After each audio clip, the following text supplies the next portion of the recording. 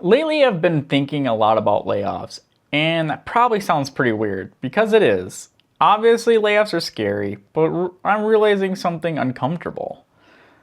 I'm not worried about being laid off anymore. I'm more worried about not being laid off. Because if you get laid off, something breaks, and when something breaks, it forces you to think. And if nothing breaks, nothing forces you to change. And that is where it gets dangerous. Not dramatic dangerous, quiet dangerous.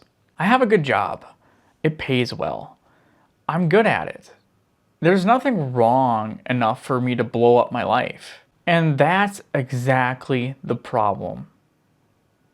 Because when things are comfortable, you stop questioning them. You tell yourself, this is fine. I'll figure it out later. I'll reassess in a few years. And then, next thing you know it, a few years have passed. When people talk about the golden handcuffs, they make it sound like it's a luxury problem. And in some ways, of course it is.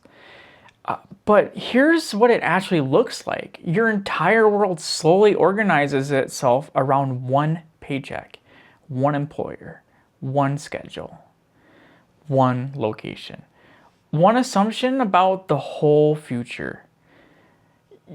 You're not trapped because you're broke. You're trapped because everything depends on this one thing continuing to work. My real fear isn't losing my job. My real fear is waking up one day 30 years from now and realizing I didn't do anything. I never forced myself to choose. I never decided this life. I just drifted into it. Not because I'm lazy and not because I failed, but because staying was easier than questioning it. And comfort is very good at stealing time quietly. This is why I started thinking about freedom differently. Freedom isn't quitting your job tomorrow. Freedom isn't escaping. Freedom isn't burning down bridges. Freedom is removing single points of failure. It's building your life so that staying is a choice. Not something you do because your life everything depends on it. Financial freedom is having the choice to stay, but having the opportunity to leave. If you don't have both, you're not free, you're just stable. This is why I think about savings, why I think about assets, and why I also think about locations. Not because I hate where I am, not because I'm desperate to leave. Options reduce fear. And even if you never use them, just knowing you could change things, change how you show up.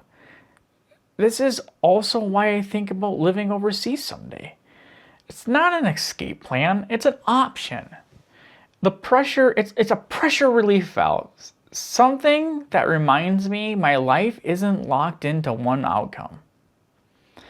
I don't know exactly what I'll do, but I do know this.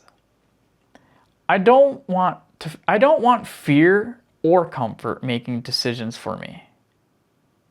That's why I'm building towards this 300K goal. That's why I'm looking at the Philippines and Vietnam, not because I hate my job. I want to stay because I choose to, not by default. This channel is me building that choice out loud.